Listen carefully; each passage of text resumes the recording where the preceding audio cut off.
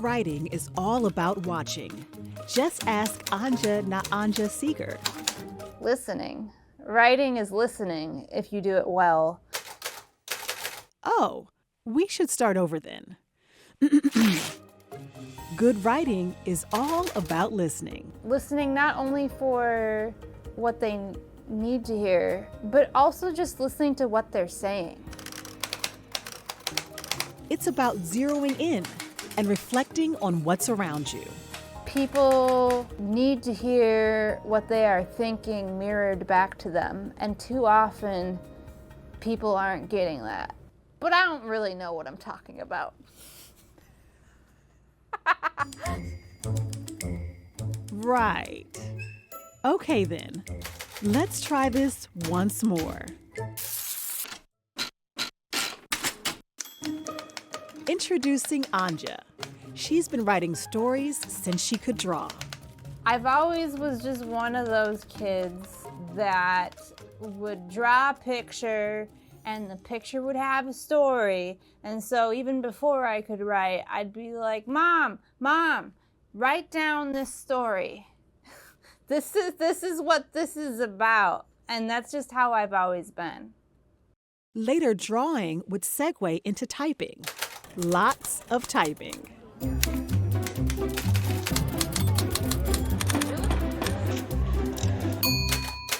Anja creates poetry on the spot, setting up a typewriter at festivals, fairs, and craft shows around Wisconsin, and charging a fee to write personalized poems or stories. I generally give people a very thorough interview process where I want to know what they need to hear right now, or who is it going to and why does that person make them a better person, or how is their dog different from all other dogs. You know, I get in there with people. One of her first poems featured a dash of romance and a whole lot of awkwardness.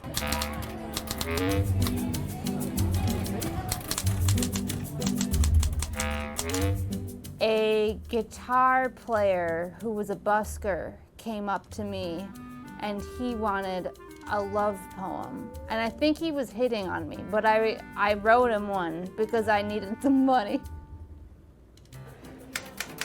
For others, a dash of romance might shift to love. I remember this one couple, they wanted me to write their marriage vows, and so I did. And then I put it in an envelope, and then they're like, seal it. We don't want to see it. We want it to be a surprise during the wedding ceremony. And I was just like, okay, all right. Enjoy. It'll be very entertaining. While entertaining, there is pressure involved. Yeah, no, there's no delete key, but in this day and age, that's magic because we have Photoshop, we have artificial intelligence, but here I am giving you an authentic artifact. Perhaps there will be some flaws, just like I am flawed and you are flawed, and it's okay. It's interesting. It's helping people articulate those flaws that brings Anja the most satisfaction. I feel like I'm doing a good thing when I'm writing for people who are going through a difficult time or struggling with anxiety. I mean, a lot of times I'm stepping into a role that like therapists offer, but I am an artist, and so I'm giving them therapeutic art, and that feels good. Anja, although an expert writer, has come to a somewhat non-expert conclusion about herself. Every single time I write a poem for someone who's asking for something, there's always a chance I'm going to fail. There's always a chance they're not going to like what I write. There's always a risk. And I think there's something kind of wonderful about that because I get to feel like I'm forever an amateur. Or maybe she's an expert at humility as well. Even though I consider myself an expert writer, I also don't think I'm done learning. And so in that way, I am very much an amateur.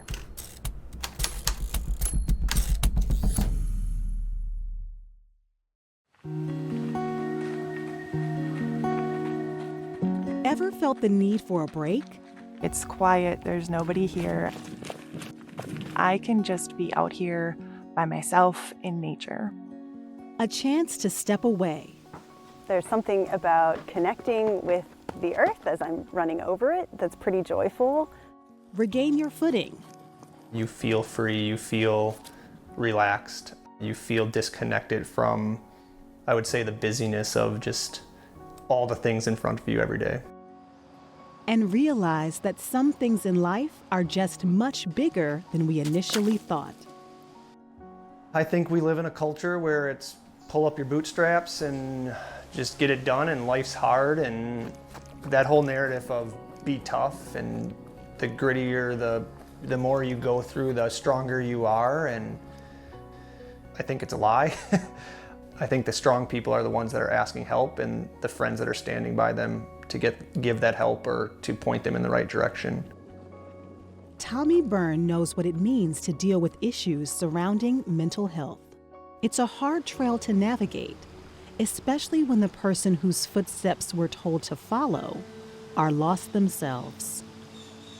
I lost a father to suicide when I was 18, and I compared my own mental health journey to his for the longest time, where I wasn't that bad, is what I would always say.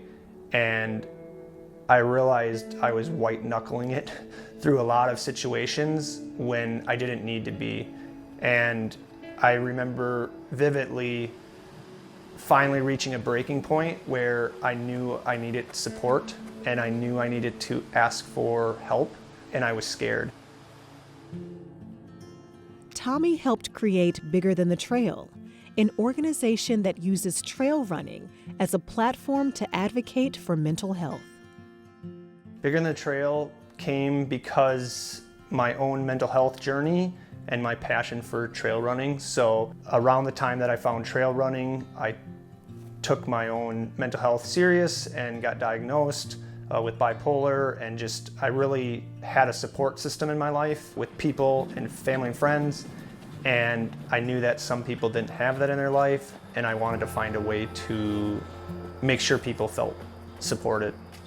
Through running, the group has helped over 500 people across the country with issues concerning mental health.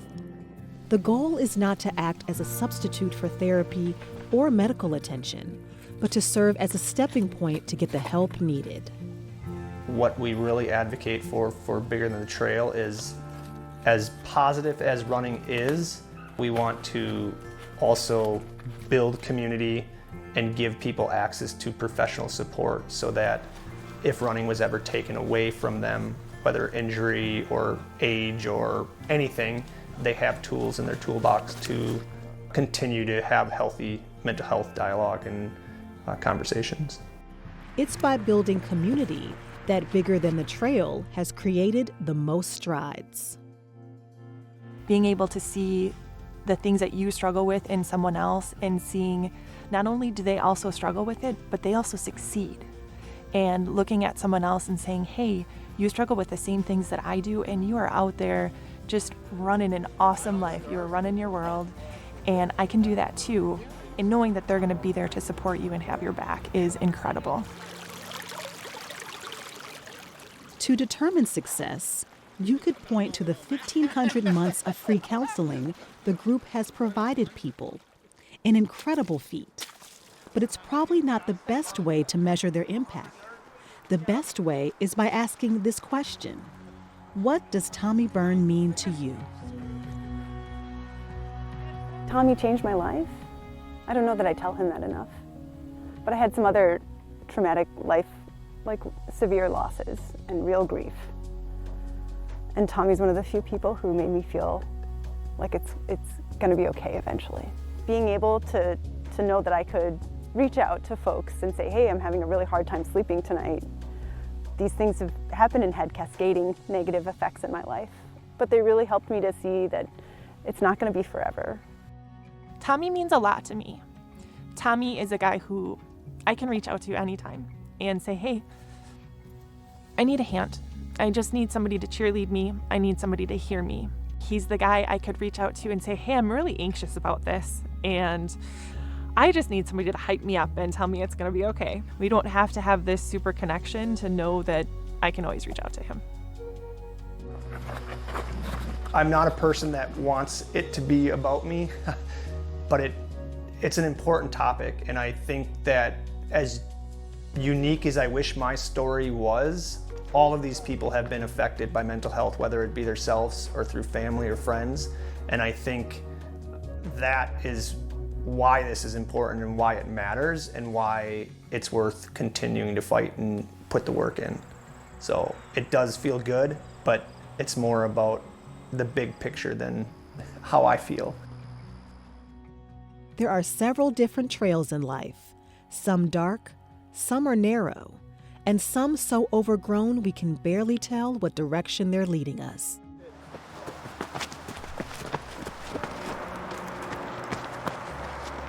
It's through others we can start to find our bearings. Light seeps in, the path widens, things thin out, and we slowly become much bigger than the trail we're running on. No matter what you're facing, you're bigger than that. You're more than your diagnosis. You're more than the endurance sport or race that you have in front of you. You're bigger than whatever's in front of you.